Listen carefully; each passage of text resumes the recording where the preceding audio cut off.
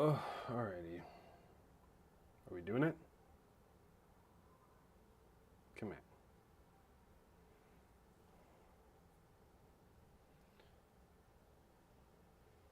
Alright, you got it? You did it? You good?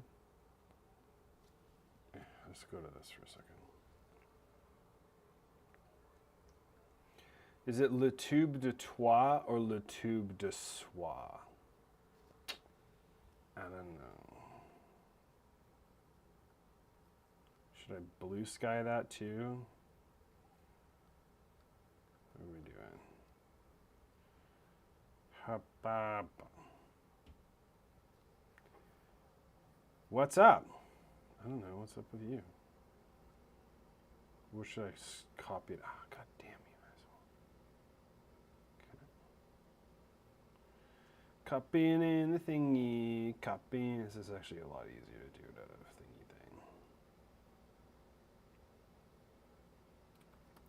thing. Boop, boop, boom. I really. Hey, stop you. Stop. Okay. I'm running out of damn brain. Okay, this. Sure. Add a link. Let's do that. Fail to fetch link. Whatever, dude. Whatever. Le Tube de Toi. Right. Right. Fail to fetch link. I wonder if that's just like a me thing. Okay. I haven't like set any of that up yet. I don't think there's anything compromising here exactly. Except for this. But that's not compromising me, it's compromising what's left of the Twitter dev team. We've got Vino Verde, which is ever so slightly fizzy, because that's apparently a thing. Okay. Yeah, so what was I doing? Well, this guy has to do with this thing. So we're just going to keep using this instance. And while I was thinking about it, I was thinking about like a way to deal with this. Because this is hyperbolic space. And what that means is that these things are like unit distance from each other, but these things are like miles apart. And I was thinking it would be interesting to do like a hyperbolic radial Sugiyama at some point. But that is not a job for today. Today's job is to do this. No. Today's job is to go through this document. This document?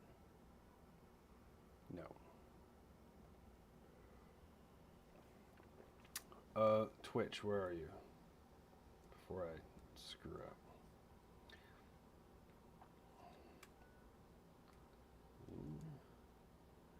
Don't make the thing show up. Can I make the thing show up? Remove all embeds. Okay.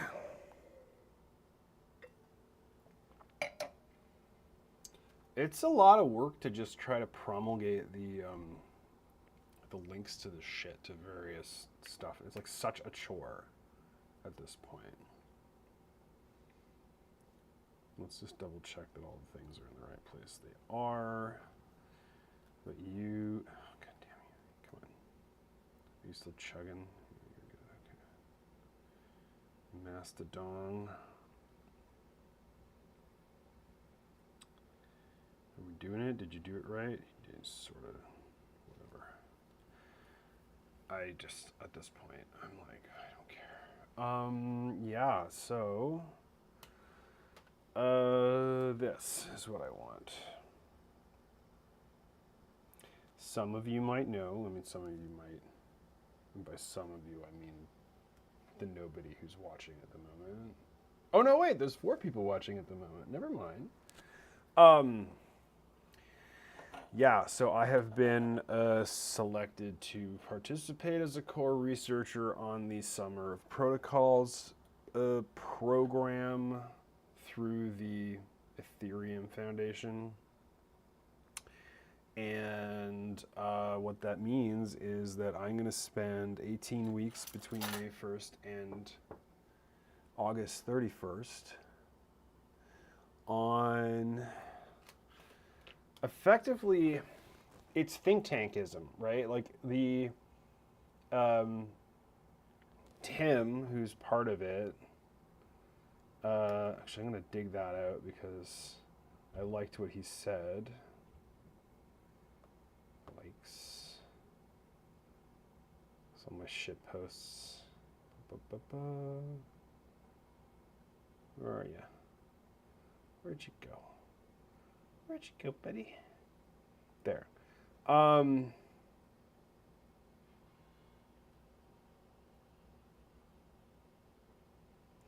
Yeah, make protocols a first-class conceptual citizen.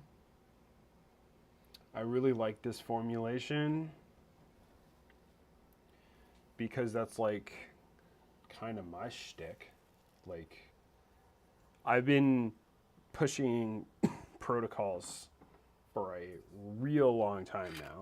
Like, God, think about that. Like, yeah, probably on the order of like 15 years as like a thing to think about and do. And I mean, that has to do with when you look at my career arc. Like, I started out in the 90s, like, I wanted to go to design school. I wanted to design cars. Before that, I wanted to like be in special effects, and I wanted to like make practical effects like before computers, and I wanted to like do kit bashing and greebling and blow shit up and stuff, like, and make monsters and out of latex and shit. And then in the 90s, 94, a friend of mine showed me BBSs, and he was like, so if you do this thing called ANSI, you draw ANSI art, and you say, here, BBS guy, I will give you this ANSI art to put on your BBS. He'll give you this thing called leech access. And leech access meant that you got all the downloading that you wanted off of your 14.4 modem. So the 14.4 modem, just put it into perspective, took 15 minutes to download a megabyte. And so I downloaded 3D Studio. I mean, let's just say that I watched somebody else download 3D Studio and watched somebody else download Photoshop, and maybe watch somebody else download a couple other things, and maybe watch somebody else train themselves how to use all that stuff in like 94, 95, 96. It's more like 95. Like 94 was like the very end of it. Like I was in, it was in, like I would have been 15 at the time. It was like December 94 was when we got our first computer. I didn't give a shit about computers prior to that because I wanted to like build stuff. Oh, hey, Troy. Yeah, Vinio Verde. It is green. Yeah, anyway, I didn't get interested in computers until somebody showed me BBSs, and then like very quickly after that, I got my first internet account. And then I don't remember why I'm talking about this, but I've been doing this shit for a really long time. I think that's what I'm trying to say. But I started out doing visual design. That was what I wanted to do. That's what it was. When the web came along, I was like, I'm just going to do this for the rest of my life. And so I've been like 16 at the time. 16? Sounds about right. And so that would have been 97. 16, 96, 97. Yeah. No, what am I saying? 1695. Jesus Christ, I can't even. I can't even count. Anyway, so what are we talking about here? But yeah, visual design. Then like figured out like information architecture and shit. Like probably around 2001.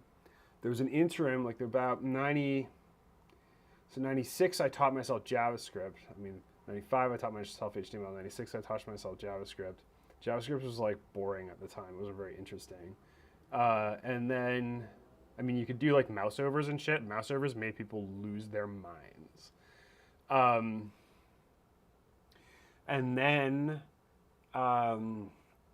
did learn Perl in 97 and learned how to do Apache modules in 99. So like I was doing the visual design thing. There was this thing called Swank Army in the like 98, 99, 2000. And there was this like, it was like a sort of collective of just people who made personal sites. And it was this whole thing, like you were just making these things and you're doing these crazy Photoshop things and like crazy JavaScript things and you're just trying to make shit look cool. This was like a full-on thing. This was like before blogs were a thing. This is before LiveJournal was a thing. This is definitely before Tumblr was a thing. Like you would make your own personal site from scratch. So you taught yourself HTML and then you taught yourself Photoshop and you taught yourself JavaScript. And this was even before CSS. CSS didn't really show up on the scene until like 99.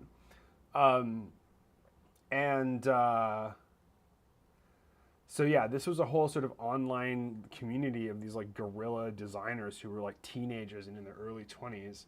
They were just like making crazy shit. And then there was like Razorfish and Virtual and like K10K and all of this other, these kinds of things that would pop up and go. There was like Yay Hooray. So like Yay Hooray was this, or Dreamless. Dreamless was the first one. Then Yay Hooray. There was like these boards. So PlayStation, Joshua Davis, he's still around doing shit. He was the big Flash guy. I never got into Flash myself. I actually fucked with Flash in 97. When it was called Future Splash. Xcient. I don't know what that is. Scient.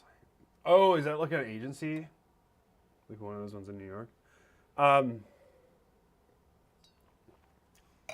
So yeah. But I went back end like in 99. I went back end. I was like, I started out as my first actual job was a tech support at a web hosting company. This wasn't my first actual job, but it was the first like serious regular paycheck, like full-time employee go to a job.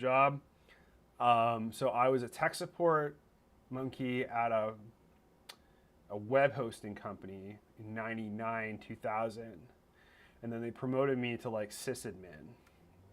And so I was running servers and crap, which I had been doing since like 98 anyway, when I was like dual booting my Pentium 2 or whatever. The ones that kind of look like a card that you stick in edgewise. So, but yeah, anyway, so that was like 99, 2000, but like, so I got my first design job in 2001, my first like actual, and that was like a front end visual design job. Learned how to, like basically started doing like back end web code, but I was doing it before then, and I was doing like Apache mode, so I was doing like mod Perl, and that is like, that was back at the hosting company, and I was making all sorts of internal tools, but mainly to like automate the shitty parts of my job and other people's jobs, and people loved me for that. Of course they did.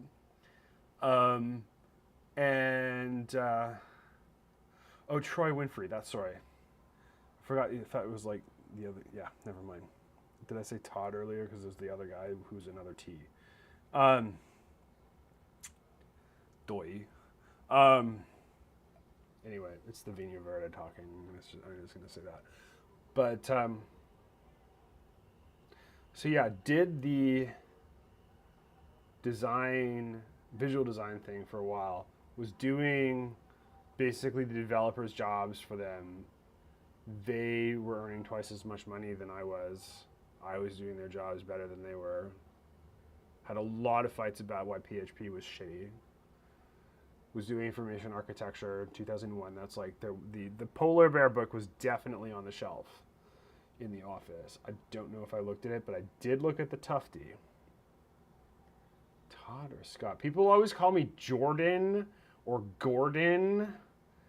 Like if I go to Starbucks, Jesus Christ, what's your name? Dorian. Okay, Gordon. Fucking idiots. But yeah, so after 2001, yeah, Gordon. Yeah, wrong part of Canada. I'm from the West. We don't give a shit about fucking, what's it called? What is the name? See, I don't even know. Tragically Hip. Yeah, we don't care about those guys in Vancouver. That's a Ontario thing, which I am currently in. But I don't talk to them for the most part. The only other person I talk to here is from Alberta and another person from Vancouver. So, yeah. So did back end from like 2001 to like 2007 was like InfoSec and friggin' like infrastructure code. That was the shtick from 2001 to 2007. And then was like doing all sorts of like bizarro, just random, a lot of bespoke dev and in IA and it's been like strategery for the last like several years. I like that word. That's not a word. Strategery. So the thing that I'm trying to think about, I really wish I had some like ambient music or some shit going on in the background. I really got to do that. I had this like great idea the other day for, and I'm sure somebody has done this before. Set up OpenCV and basically like when I make a face, which I often do, like make it like so that it like controls like a MIDI controller or like Max MSP or something like that. That's like just droning, like doing weird ambient drone and tone. And like if I'm like happy looking, then it starts to make it happy, and if I'm pissy, then it starts to make it pissy. But then I was like, what if I also like throw in like a heart monitor too? So if I like get real exercise, like the tempo will go up and shit. That would be kind of fun. I would totally love doing that. That is like a priority number 47 freaking thing though. Because priority number 1 is the Rick Wakeman, I don't know who that is. Priority number 1, let's get back to what the fuck I was saying, is the Summer Protocols thing. So I was like writing a damn newsletter, and I wrote in like 1,600 words. This isn't it, by the way. I wrote like 1,600 words, and I'm like, I haven't even gotten to like the important part yet. Fuck this. And so I started writing again. Now I'm at 20. Where are we at? 2673. How the fuck did I do that? 2,600. Nobody's gonna read this, idiot. Stop it. I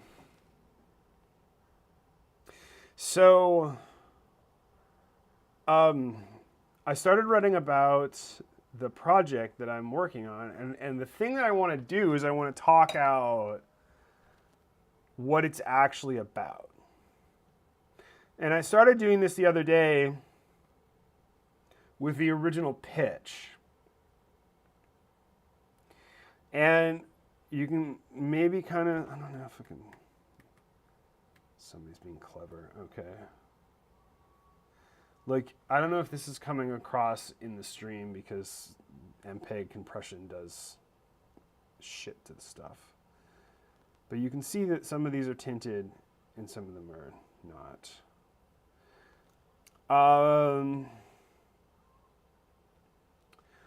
So, three kinds of entities. An issue is a thing in the world, like some state of affairs that you want to do something about.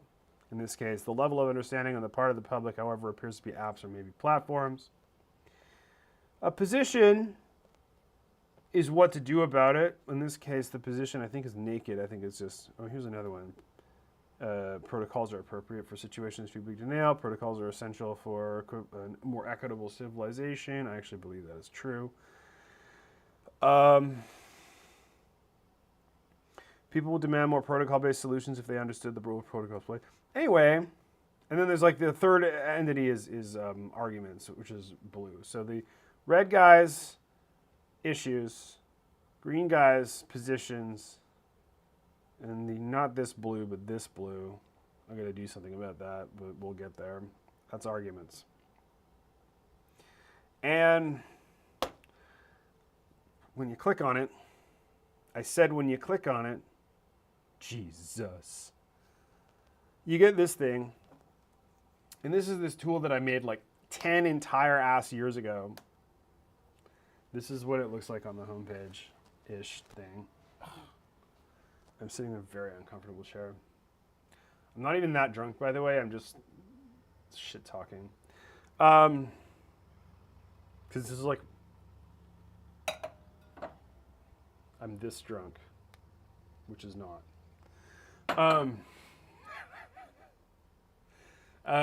So anyway, yeah, so this tool that I made it 10 years ago. I made it in like October 2013. I did it for the express, like one incredibly, incredibly narrow purpose, which was to test a protocol that I had designed for effectively making it so that you can make semantic web apps in a really stupid, simple way, and like all like the extent of the protocol, and I can like show you the BNF. We're getting into BNF territory. Come on. Oh yeah, we're good.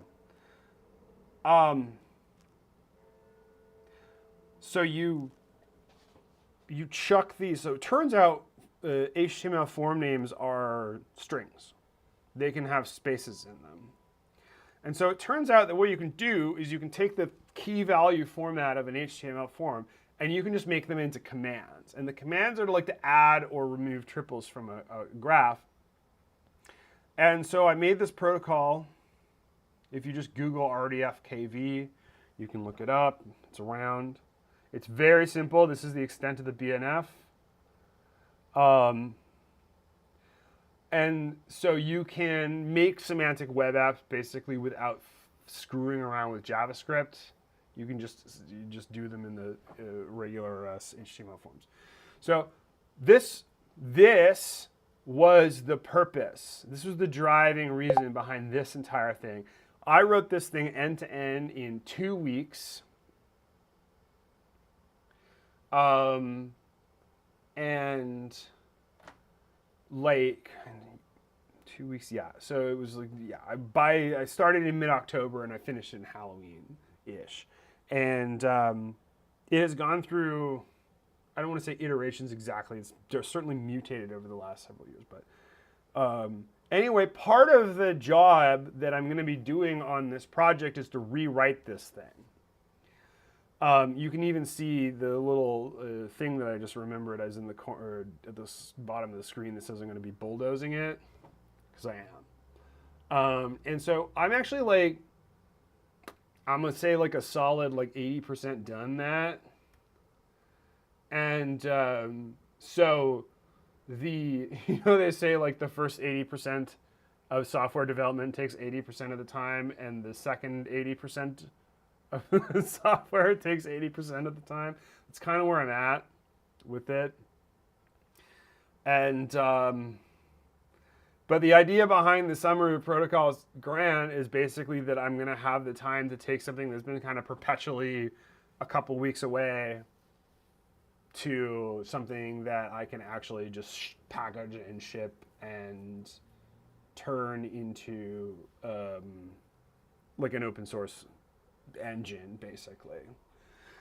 So I would put this thing as like not this thing, but I would put its successor as kind of analogous to like Ruby on Rails, maybe. It's a server-side thing. There's reasons for that. It's not goddamn JavaScript. I mean, it could be because it's a protocol.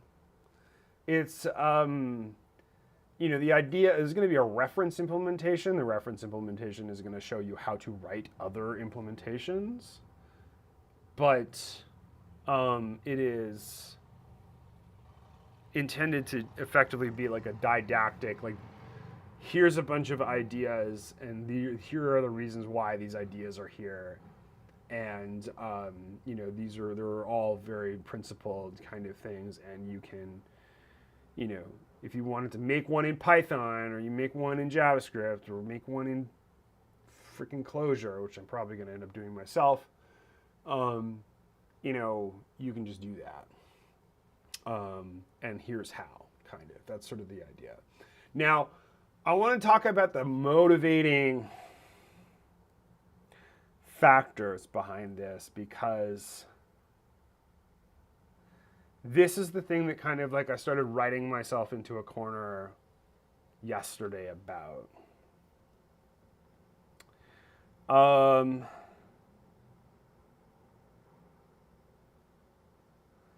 Yeah, so to zoom all the way out to the edge, extreme wealth inequality is something that causes me a lot of concern. But this is the thing I needed to go back to this is like, well, why? And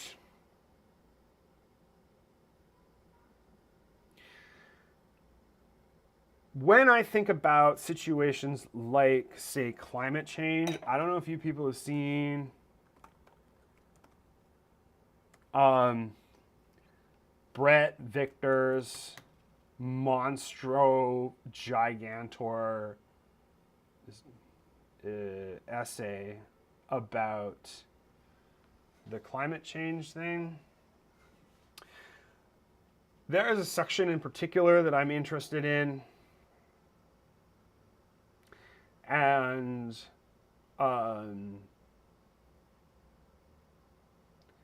me try to find it.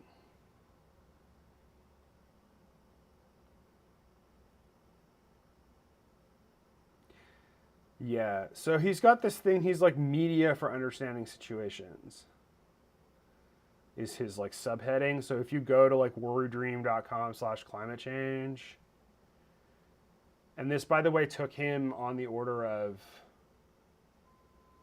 I want to say, he told me 2 months to write it. It's about 11,000 words. It's got a zillion, like, it's got models and shit. And I mean, like, if I have like a very gentle criticism of Bret Victor, is that he will turn out stuff like this. And this is like a huge lift, right? Like, he'll turn out stuff like this, and he's got like incredibly very cogent ideas. Like, this is the thing, for example, can I make that bigger? Yes, I can. But how can, whatever. So he has this like incredibly cogent ideas, like he's got this idea of like these model-driven rhetoric. I've called it computational rhetoric. He calls it model-driven debate, I think. Yeah. And he's kind of like, in this case, this is real old. This is like 2015. I think he's like talking about cash for clunkers, which was a thing. He's like saying like, you gotta, if you're gonna have an argument and there's anything quantitative in the argument, you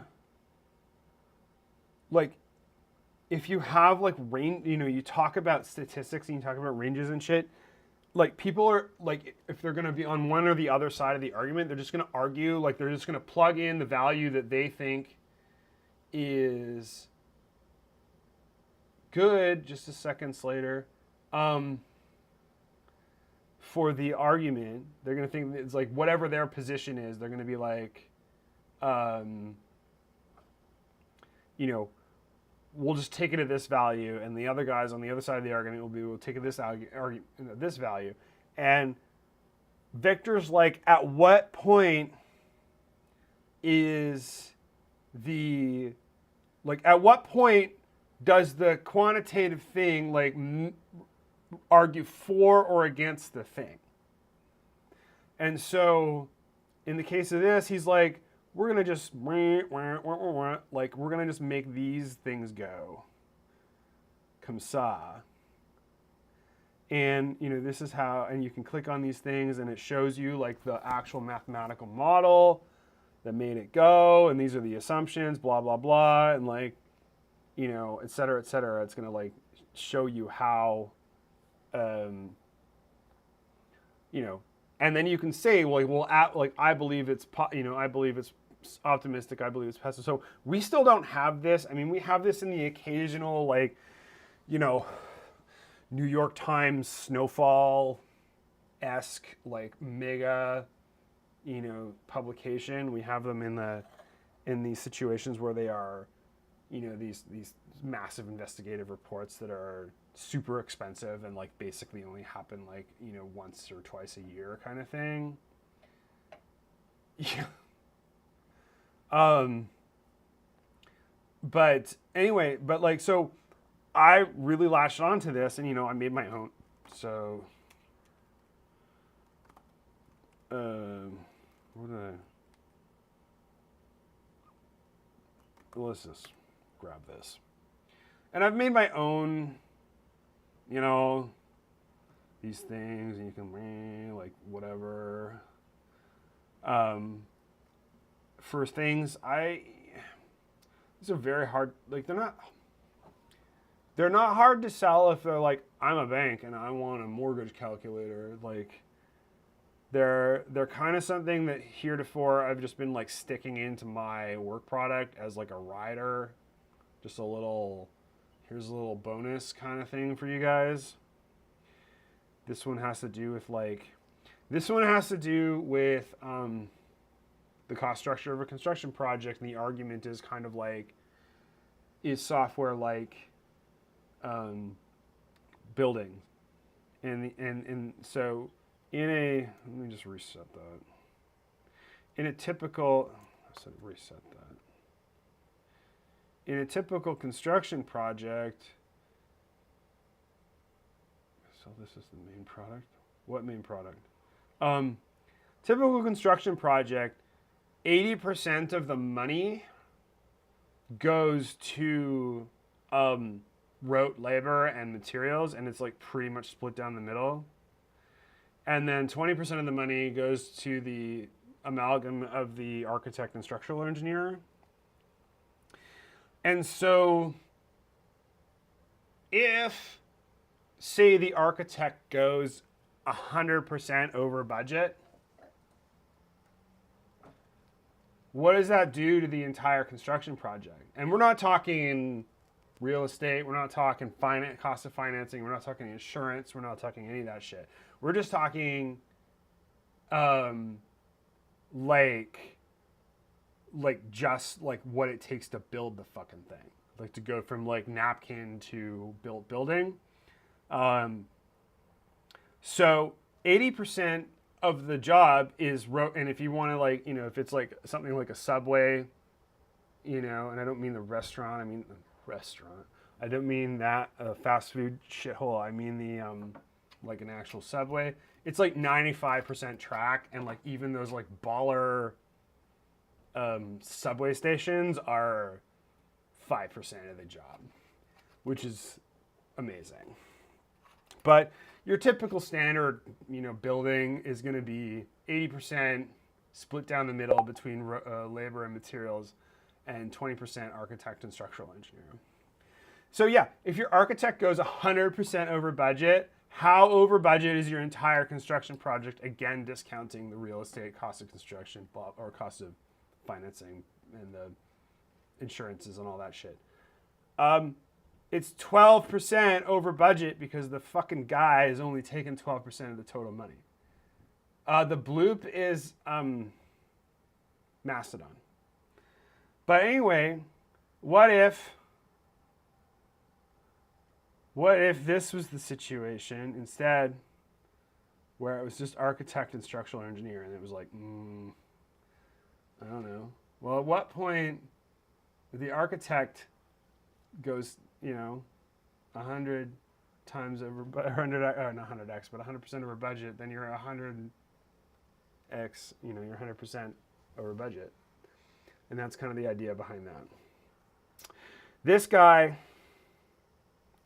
has to do with the simulation of the time allocation. Killing me small. I don't understand what you mean by that. This has to do with the value-based resource allocation thing that I have come up with. And the idea is that you're just generating these. Oh, Sandlot. God, no, I haven't seen that.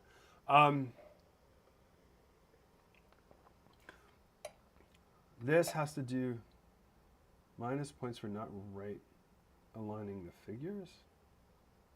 These figures? These figures. You're talking about this. Fuck you, Linux. That, oh yeah, who cares?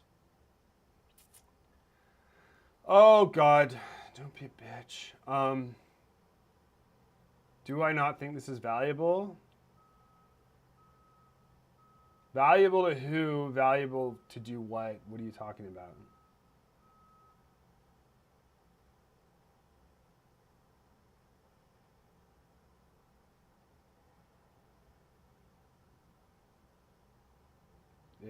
No, it isn't.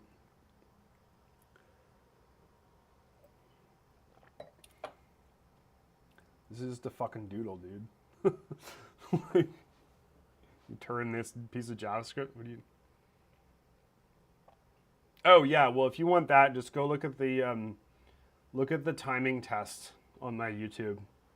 Just Dorian Taylor timing test. The value-based thing.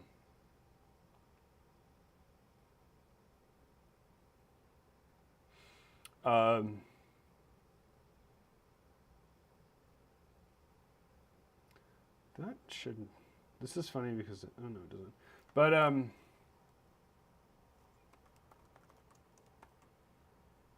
this guy. Here's another one. Oh, that's not right. That's weird. We're gonna have to look at why that's the case.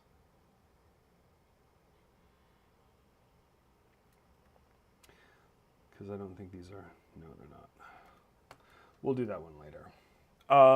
Anyway, so back to my gentle criticism of Bret Victor is that when he mixed, so he inspired me to do all that other shit, right?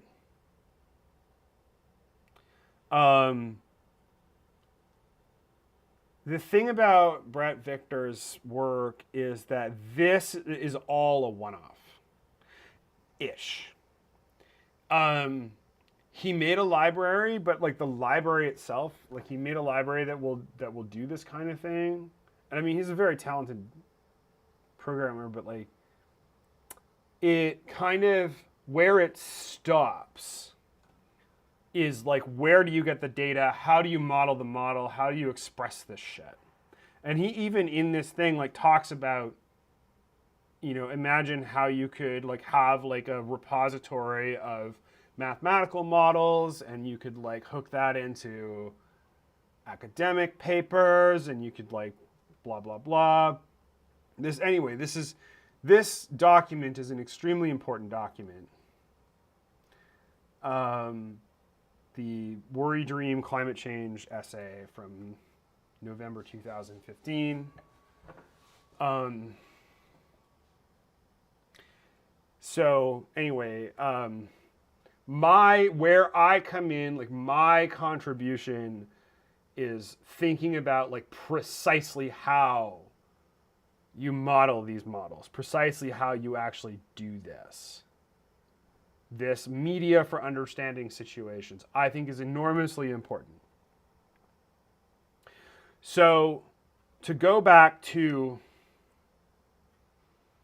this sort of remark about extreme wealth inequality, I think it kind of goes like this. Climate change is a wicked problem to the extent that, there will have to be some kind of intervention. And it is exacerbated by the fact that you've got, like, basically shitheads who can just cock block it and just not, like, just, gum it up and make it like something like this. And the way that they do that is, like, in a lot of ways is to, it's like the Chomsky manufacture consent kind of deal. Yeah, I'm sure. There's so much software, there's so much garbage. We'll get there. P.S. YouTube people, Twitch people are talking to me, so that's what's going on there.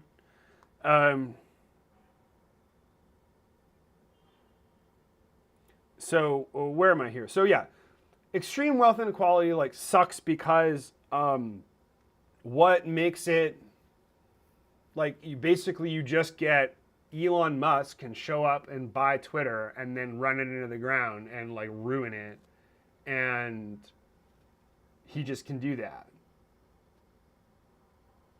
Yeah, Slater, I have a fucking multiplexer on my hosting, my $6 a month DigitalOcean account.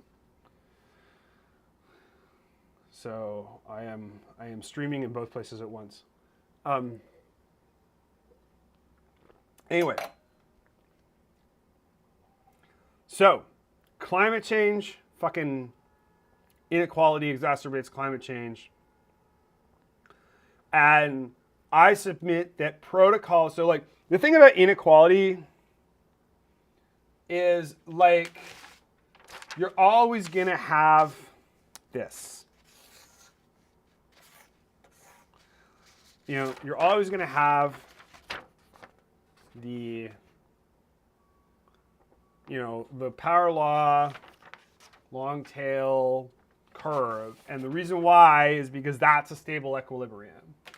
If you imagine like perfect, like everybody is perfectly has the exact same amount of political power, you would just have gridlock. You wouldn't be able to, because you kind of almost need but the bottom line, you think about it like a forest where there are small amounts of big trees and big amounts of small trees.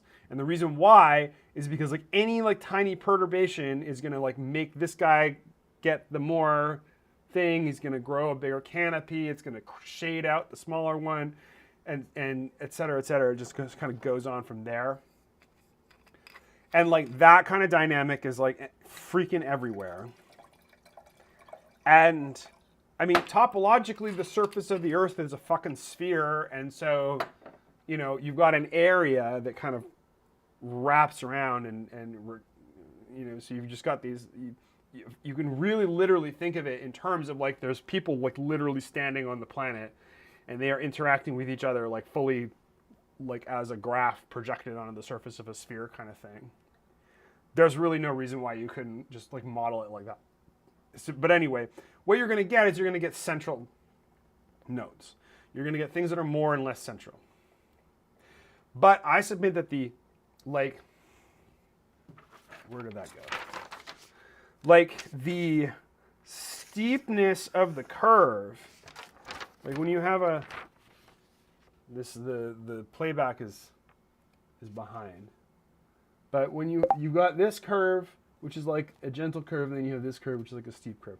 That's what I mean.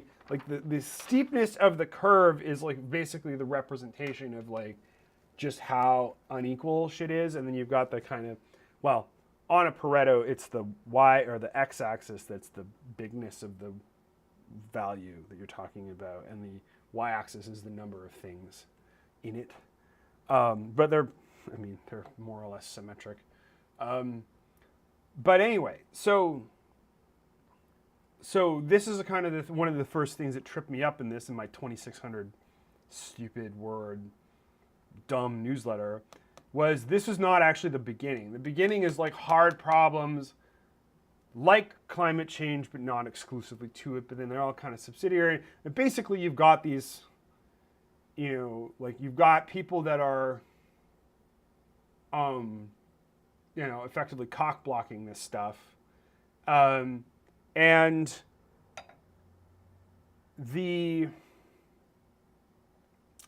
I want to make a remark though, like there's wealth inequality and there's income inequality, and you can kind of think of income inequality as like the derivative of wealth inequality. But the rhetorical / dynamic representation or so concern, I should say, chief concern, like when people go and like complain about income inequality, they're usually wrapped up in like fairness and like, oh, like the CEO makes like, the worker on the shop floor makes X dollars, but the CEO makes 500X or whatever. And, it's like, it's so unfair. And I kind of feel like that's like a red herring. It's like, yeah, sure. I mean, that's the deal that they made. And, there's a lot of reasons for that. And it's like not the greatest situation in the world, but like, it's the sort of rhetorical thrust is always to be about like the fairness in income inequality. Wealth inequality, and you also have to take into account that like when people are wealthier, they spend more on shit. So, and then they like actually, they spend, and so like that motivates the economy, blah, blah, blah.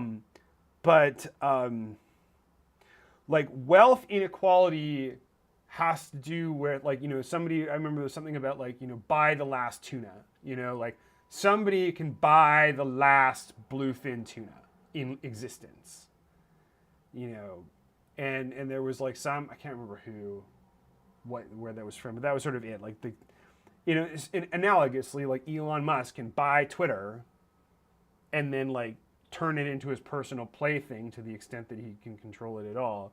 And then T.C. Boyle was buy the last tuna. Okay. I'm going to write that down. So yeah, I think like wicked problems in the class of climate change, and climate change is like just the current biggest one. Assuming we solve it, there's going to be some other fucking thing. And then it's the inequality that actually like prevents that from happening.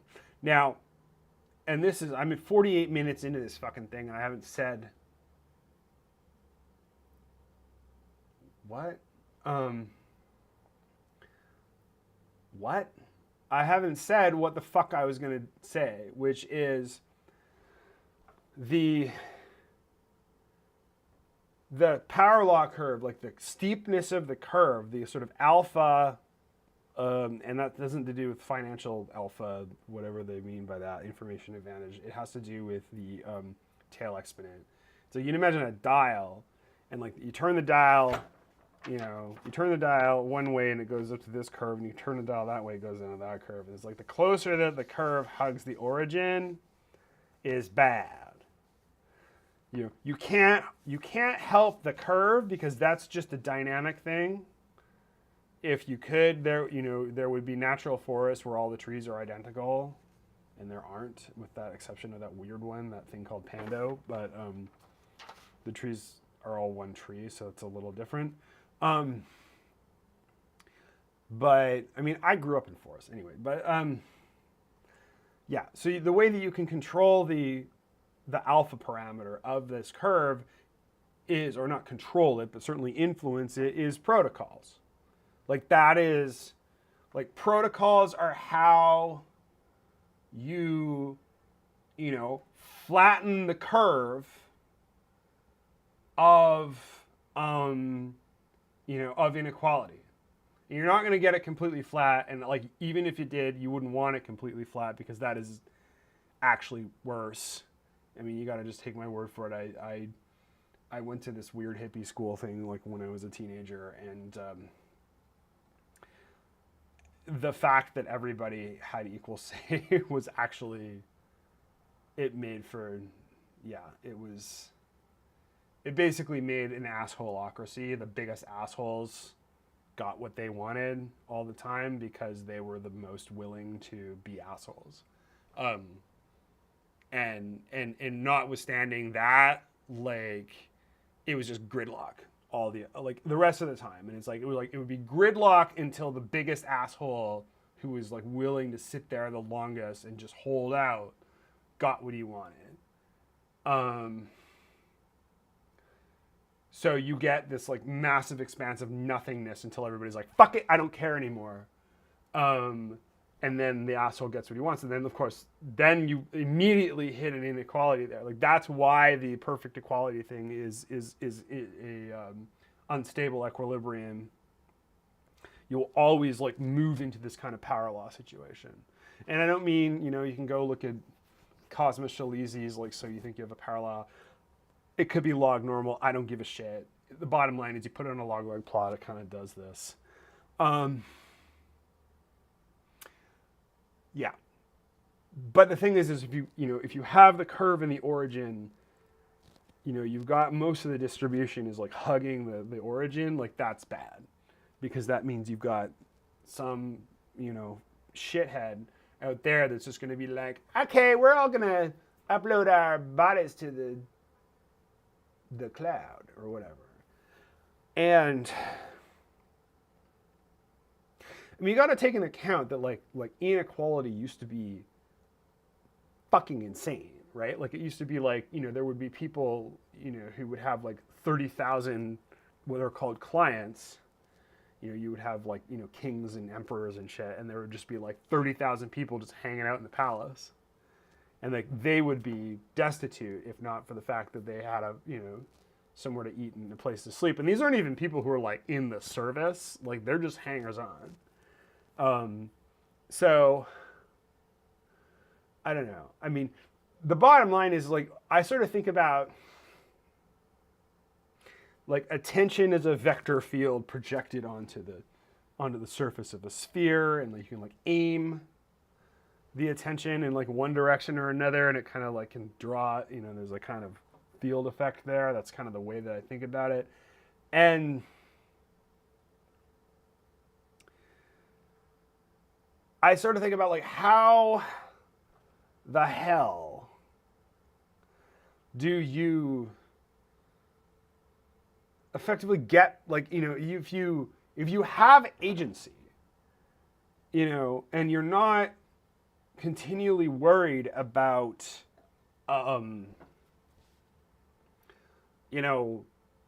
like pleasing your lord or whatever,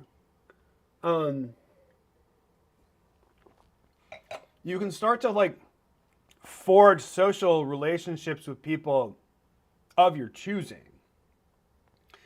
And I mean, I called this like, when I was like much younger, I was like, this is back when this was like a meaningful concept. I called it like the speed dial principle. Like, you just like the benefits accrue to people. Sorry, I'm scratching the lab, but it's really itchy. The benefits accrue to the people who are on the speed dial, right? It's like the supermarket checkout, all the candy bars in the supermarket checkout. You're like, it's availability heuristic, right?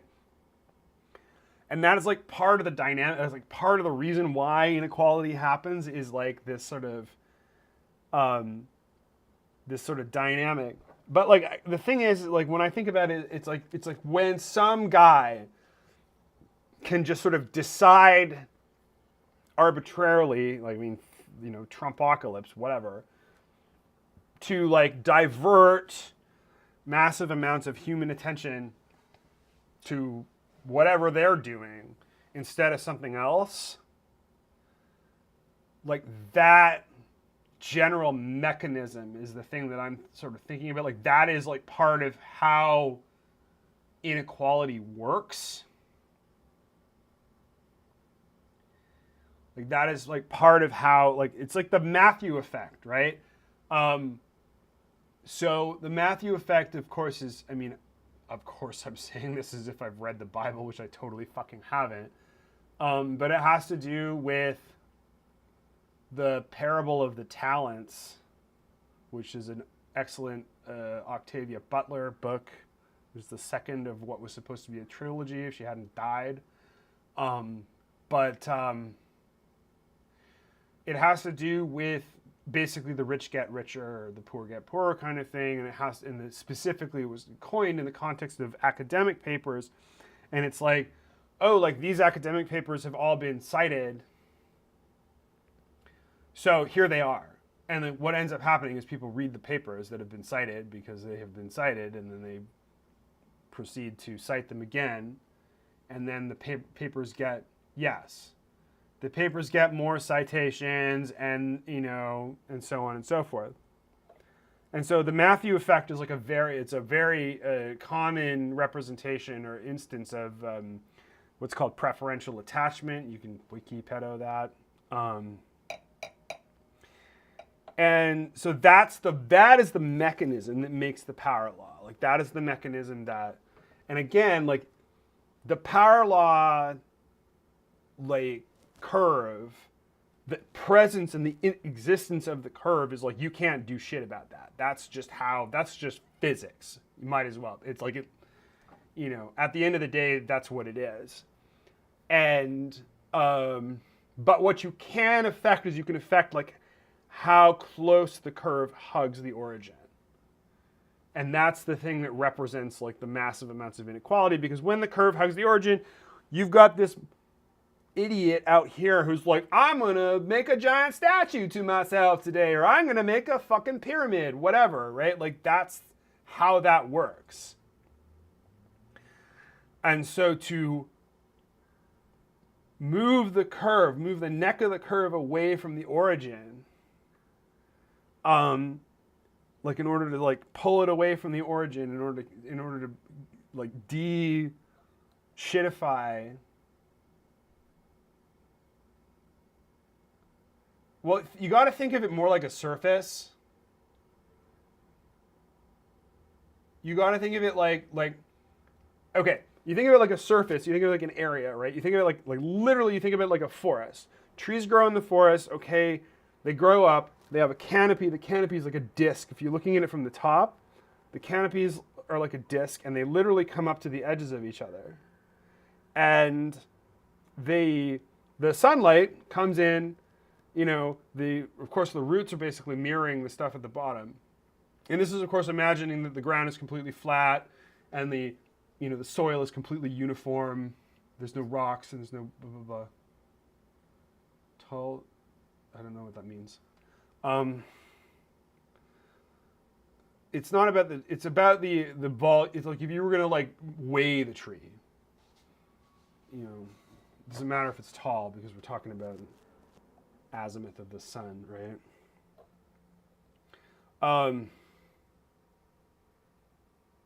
Well, this is what I'm saying is the reason why you get a power law is there's like even tiny perturbations. Like if you go and you look at Stephen Strogatz's thing about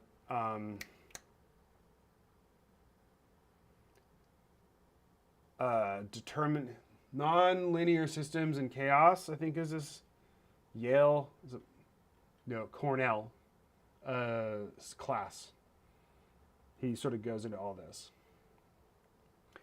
This is what I mean. Is like even a tiny perturbation will take like a bunch of things that are perfectly even, and it'll turn it into a power law.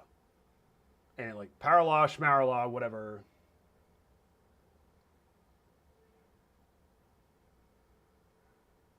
Sure, yeah, irrelevant.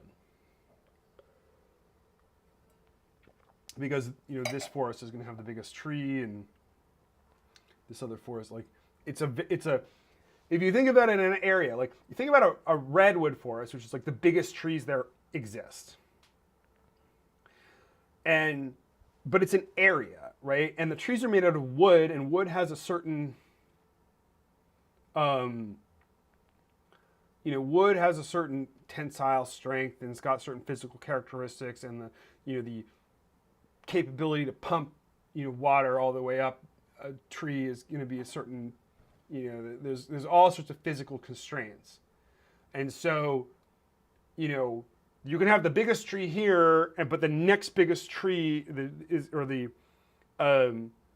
the minimum distance between the next tree that can be around the same size is like a certain distance.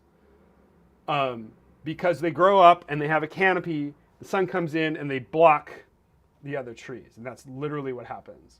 And if you go into a forest and you measure the trees, you will find a power law. You will find that the biggest trees there's X biggest trees, and then there's like E to the however many, X whatever smaller trees until you get all the way down to the ferns and shit.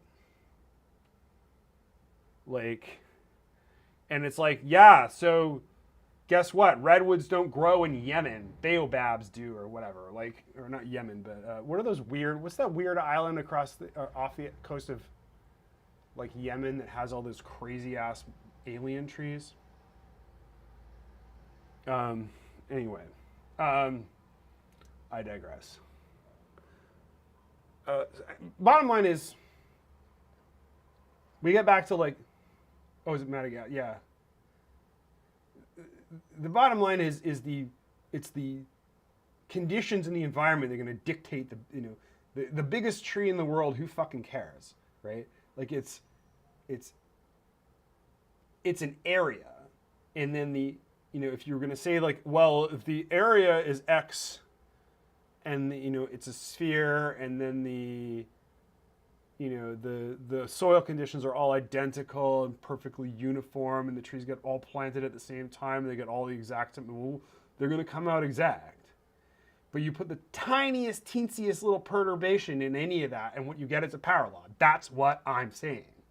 No more, no less. I don't give a fuck about the distribution of all the literal trees in the world. Does that make sense?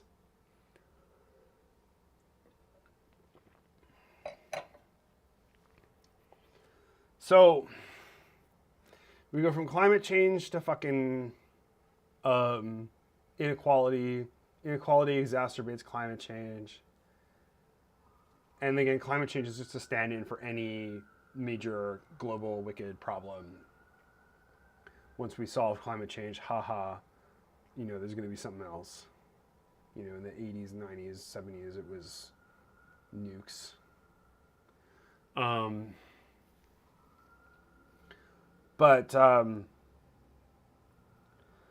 Anyway, we're going to go back to the actual thing, which is, I say that protocols make the alpha parameter of the power law curve lower. They take the neck of the curve and they move it away from the origin. That's what they do. That is what protocols do. And the way that protocols do that, the mechanism by which protocols do that, is they enable the individual agents in the system to get their resources elsewhere. They don't have to deal with a central node. They can deal with some other node if they want to. That's the mechanism. That's how that works. So, protocols are good because they make inequality less acute. I mean, I would say so.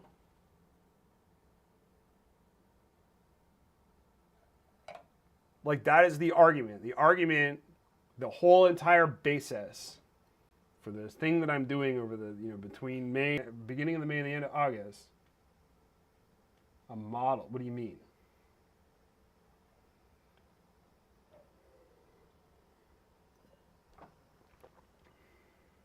I mean, it is a model. What I'm saying is a model. But, like, it's modeling processes that are real processes. Like, we see this empirically, right? Like, again, preferential attachment, the Matthew effect. When we're talking about resources. Oh, I see. Yes. Yeah. I mean, this is the thing. This is the thing that I'm like the entire like theoretical basis for the project that I have proposed. Yeah. So flattening the curve is flattening the curve, and which is like a funny thing because of the whole pandemic, but flattening the curve of the of the power law, of the sort of inequality curve is facilitated by protocols, in my opinion. And the reason why is because protocols enable you to select your counterparties. They enable you to say, I'm not going to go, like to Amazon, I'm going to go to DigitalOcean. I'm not going to go to Google, I'm going to go to Fastmail. Why? I'm not going to go to NetSol, GoDaddy, I'm going to go to Namecheap or Hover or whatever. And it's like, well, why? Why? Because DNS. I can pick my own registrar and I am only on the hook to them for your $15 or whatever it ends up being. If I don't like them, I can move. And because I have the DNS, web hosting. Oh, web hosting? Okay, well, I don't need to pay Jeff Bezos. I can pay some other friggin' guy, whatever, $6 a month that I pay him. And, I don't have to pick between Twitch and YouTube because I'm streaming via RTMP and I've got Nginx running on my $6 a month ass web server, and I can do both. And that is the power of protocols. I remember, this isn't a protocol specific anecdote, but I remember when I was working at the online casino from 2002 through 2005, because in Vancouver in the early aughts, like you were either in gambling or porn. You kind of, porn, there were some stories about the porn guys. We all went for drinks together. But anyway, the gambling company, they had 5 or 6 different credit card processors, and they had the capability, and this was in 2002, they had the capability to dial one up and dial one down. So like, oh, we don't like the rate that you're giving us. We're just going to put fewer transactions through you. And it's like, they would come back and be like, oh, we'll give you this rate. Similarly, that's not a protocol per se, but that was a piece of infrastructure that they created. It wasn't crime, it was totally legal. Because the gambling servers were in the UK and Costa Rica, all right? I actually went to the ones in UK. I went to this awful data center in East Docklands. No, it wasn't. It was legal.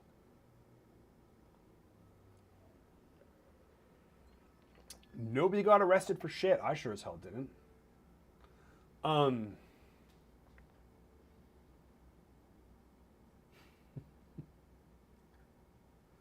Oh yeah? This is legal right now. Am I committing a crime?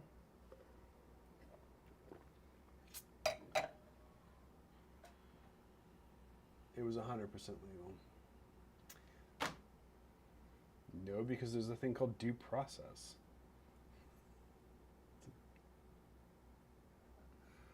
I'm not even from your country.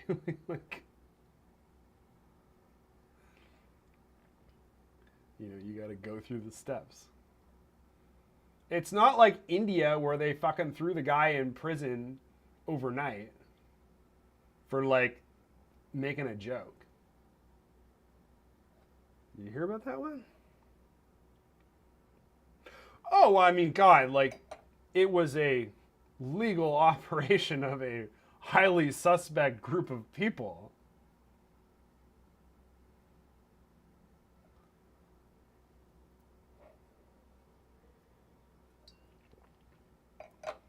I mean, the thing about Vancouver, Canada, is, and I mean, I don't know about Vancouver, Washington, but the thing about Vancouver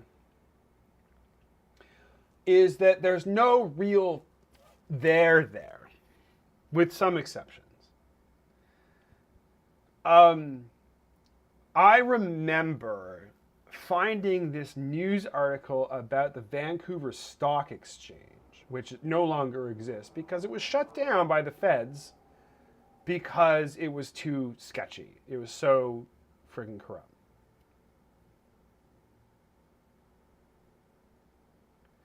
And the the context of the article was like it was a Xerox from the 80s, and it had like an inset about like Ram Dass, who was the like spokesperson for some bullshit fucking stock pump and dump thing, which I thought was hilarious. And anyway, but like Vancouver, like the thing about Vancouver is like it's a very pretty place. It's a nice place to live. There's no there. And what's interesting is that the only homegrown Vancouver companies are in numbered, well, maybe, but numbered companies is the real problem. And the pension funds could be owning the numbered companies. Who the fuck knows, right? You don't know who owns the numbered companies. Look, I fucking lived. I'm 43 fucking years old. I'm from there. I wasn't born yesterday. Like, so, like, 我说普通话, like, fucking, I know what part of it is Chinese and what isn't. And yeah, to me, the number companies are a bigger problem because they are opaque and you don't know who, and the fact that like the Chinese people own this or that. I mean, there are tons of them that own tons of shit for sure. I have family, by marriage who is in the fucking business of selling mansions to Chinese people. So yeah, obviously. There's a non-zero quantity. Are they the driving force? I'm going to say, and I say that from lived experience. So, take that as you will.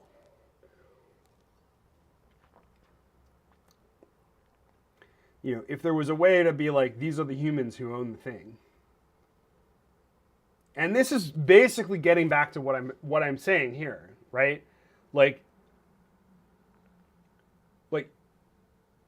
you can't advance housing policy in Vancouver because there's plausible deniability of like what the actual situation is. And the reason why there's plausible deniability is because there's opacity around what the actual phenomenon that's happening is. You don't know. Like you cannot, like, if it was like, oh yeah, it turns out like it's actually, all of the housing has been, prices have been driven up explicitly by Chinese people. So we can ban Chinese people from owning whatever, that, I just don't think that's the case. I think that, again, it's numbered companies buying residential properties, and like anybody could own those. Pension funds could own those. You know, grannies, union workers could own those by proxy. You don't know. And so you can't get to solutions because you can't actually see the problem. And that goes back to, did I lose that? What the hell? That goes back to, you know, media for understanding situations. Well, no, look, there's a million millionaires in China. And an entirely rational thing to do if you want to get your money out before Xi Jinping stomps on your balls is to buy, you know, a house, even with the 20%, you know, foreign buyer surtax and or whatever the hell it is, 30%, I can't remember. Even if you do, it's still worth it. Because the alternative is, you know, to go to prison or something like that.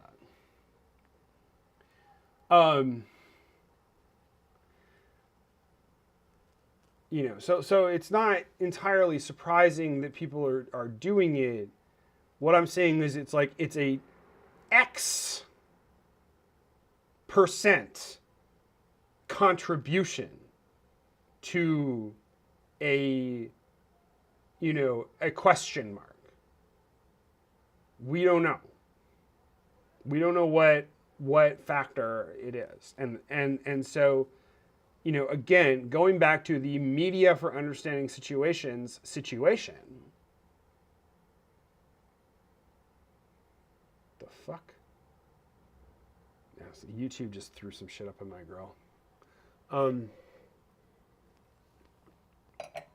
Anyway, so the media for understanding situation is like, we could actually tell that story. We could actually be like, you know, well, turns out that you know, the Canada, the actual government pension fund owns turns out to own all these single family homes. That would be a case of the, you know, government's left hand not knowing what the right hand is doing. And then you could do something about it. But like in the indeterminate state, you can't. And, you know, so much of it is an issue of plausible deniability, right? Like, it's like, yeah, you know, there was a lot of like xenophobic bullshit around China and, you know, and like Chinese millionaires, you know, coming in and buying all our houses. It's like, it doesn't, like, you would see these things go up. It's like $2 million for this like piece of shit in Marpole, you know, with broken glass stucco, you know, 1,500 square feet, you know, $2.5 million kind of thing. And it's like, what's a smokescreen?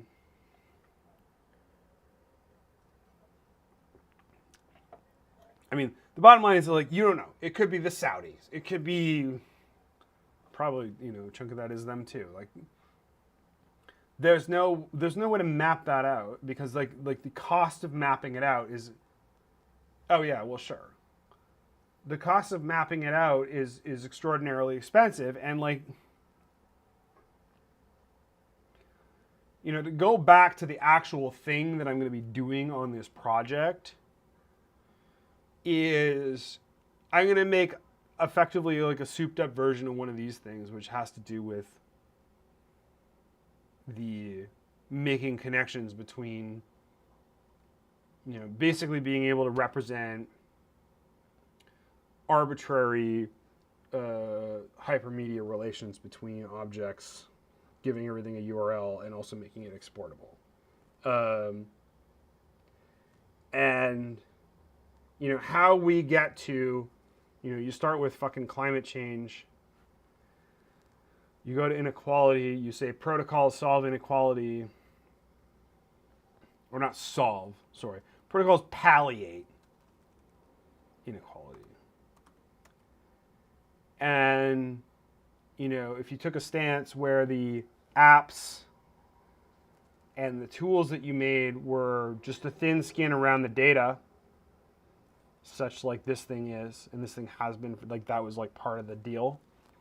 You know, like I've been making like protocol forward stuff for, God, 2009, 2010? 2010, I'm going to say that's like when I really, really, really doubled down, knuckled down on this sort of protocol-oriented information infrastructure.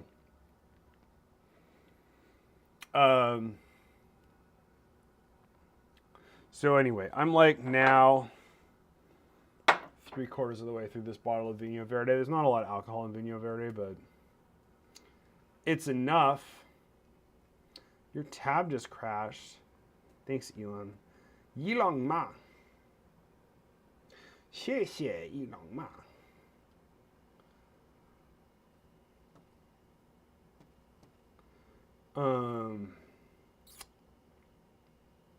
Anyway, where the hell am I? So, yeah. Bottom line is I wrote a ton of freaking words, and I want to make the words less words. Tanqueray. Damn. Okay. So in Vancouver, the well gin is Tanqueray and the shelf gin is Bombay. And in Toronto, it's the other way around. They are, you know, within a error, margin of error of like, I don't know. It's just, yeah. So my girlfriend used to be a bartender for a really long time. Now she's in sound.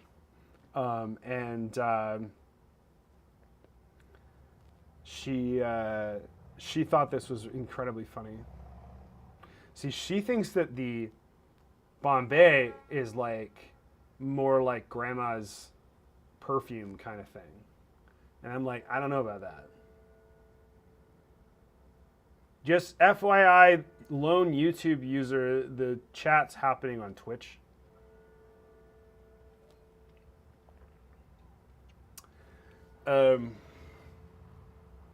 Anyway, I like try not to buy hard liquor as a rule because I watched that Long Now talk by the Slingerland about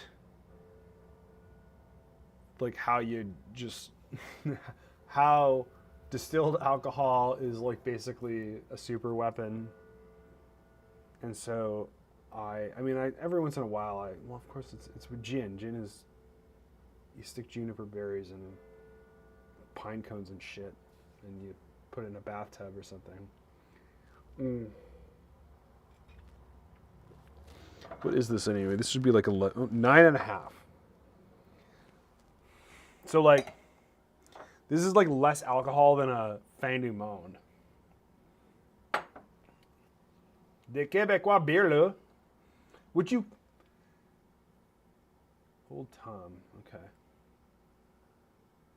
For like fancy gin, I usually do Hendrix. For basic gin, I typically do Bombay, but since I've been dating this woman,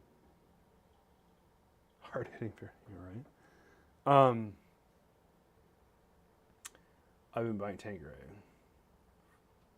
just recently, but I haven't. Yeah. Cucumbery. Anyway, so let me like get back to the task at hand to the extent that I actually can. I think I'm gonna probably do this. What about martinis for Hendrix? Which is, I mean, the reason why I would, anyway.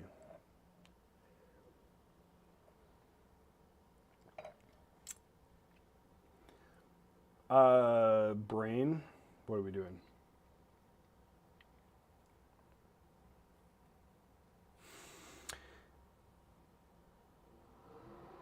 Interesting. Okay.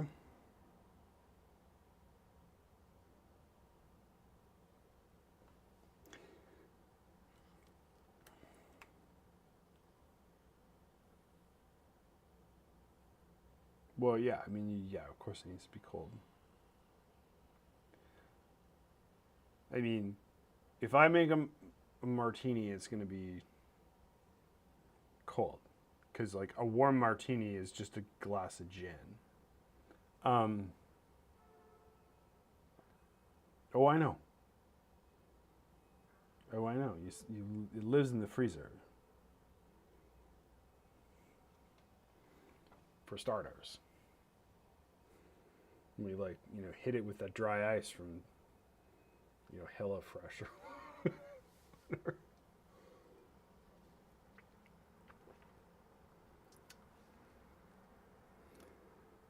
Does Amazon ship dry? I don't even know.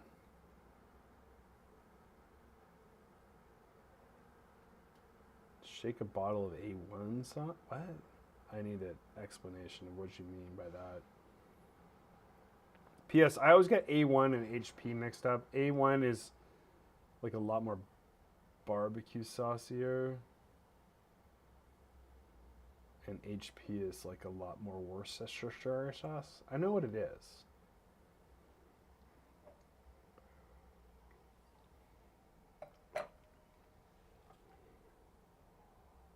HP is like a lot more bitter. I've never liked HP. I mean, frankly, the entire concept of steak sauce is like perverse to me, because it's like I don't put sauce on steak because I'm eating it bloody, right? Like, there might be some butter and thyme and a bay leaf in there, but not A1 or HP. That's for damn sure.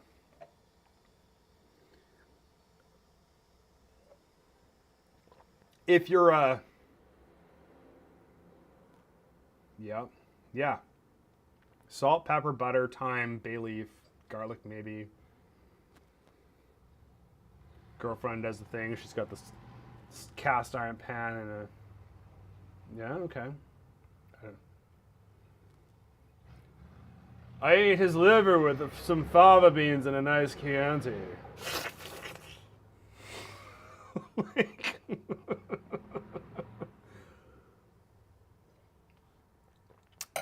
I think Vinho Verde was the right way to go tonight.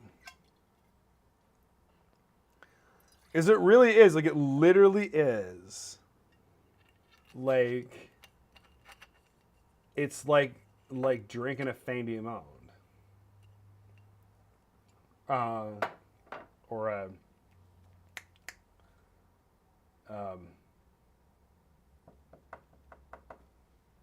what's the other one?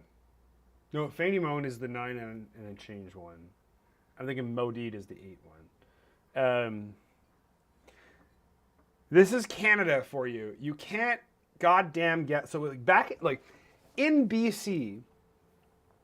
You can buy a 750 milliliters, so the same size as a bottle of wine, bottle of beer, Fin du Monde. It's 9%. It's a Trappist. It's like a Belgian style, but it's from Quebec, and it's like $7 Canadian for this thing.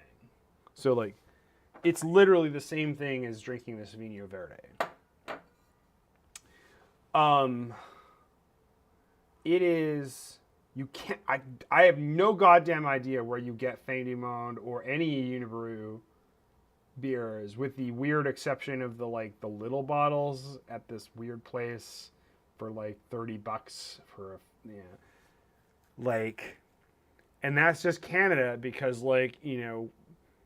it's Quebec versus Ontario, and the same sort of thing goes between there was some, I can't remember, it was like minor celebrity or a political figure or something like that who was arrested on the border between BC and Alberta for transporting wine in the trunk of his car. transporting wine from Alberta to BC or something like that. North Carolina. So North Carolina. I've been to North Carolina. I've been to South Carolina. Been to Charleston. That was a weird time. Anyway.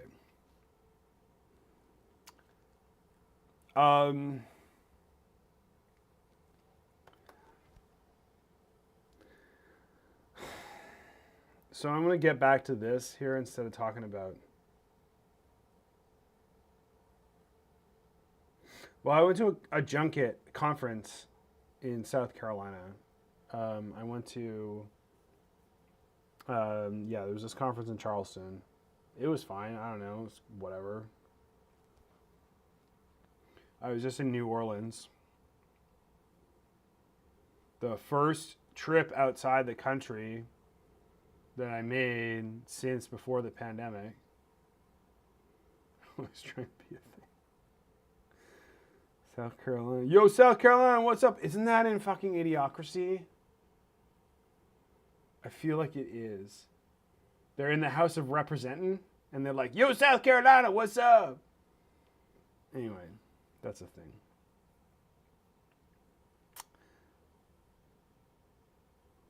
I fucking love Idiocracy. I love that movie so much. I think it's so perfect. In fact, I think I might watch it as I drift off to sleep when I load myself up with muscle relaxants in a minute. I have watched that so many god. I had it on DVD and somebody fucking stole it. Yeah, I'm not ready to go yet, but I will. I want to go back to this rather than talk about booze and Dazed and Confused. All right. I'm sorry, YouTube people. You're just missing out on Twitch. We got Troy Winfrey talking shit about South Carolina. I'm watching the graph on YouTube, like kind of like notch up and down. I don't know who these people are. They're not saying anything. I don't know if maybe I disabled chat. I don't know. But nobody's saying anything, so whatever. It's probably just like randos, frankly, that are coming in. Either that or I'm like totally insulting people that I should like actually be respecting. Sorry.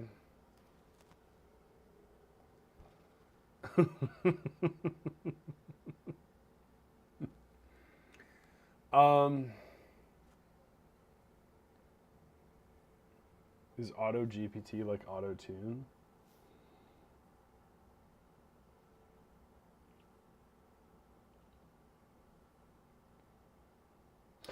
I had a realization with this thing not too long ago.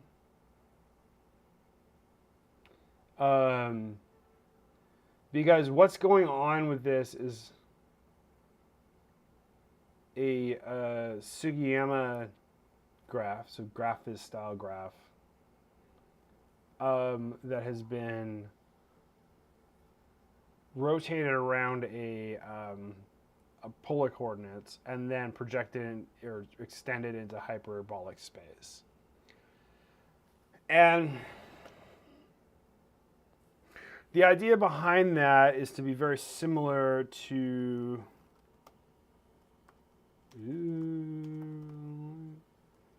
this guy. Oh, come on, bastard. Let's pick a random thing. So this is a hyperbolic tree. And I'm trying to do a hyperbolic digraph. Where'd you go? Where did you go now? There you are. But what you'll notice is these like the idea is like in the hyperbolic, like I think they'll show text. it if you, For example, staff positions into the focus area whole. yeah. Crisp dragging. Notice So, the hyperbolic I mean, knowing we've more seen about a these things few before, information. We adjust. whatever. The hyperbolic applications can support other They're types to introduce a sort of spatial socialism. But I made this one. Where did it go? This guy. I made this one in a bit of a hurry, and like what it occurred to me was that the math doesn't actually make a lot of sense, and what I should be doing. Because the idea was, it's sort of like, we're just going to take the thing, we're going to put it in polar coordinates, and then we're going to like smush it into hyperbolic space.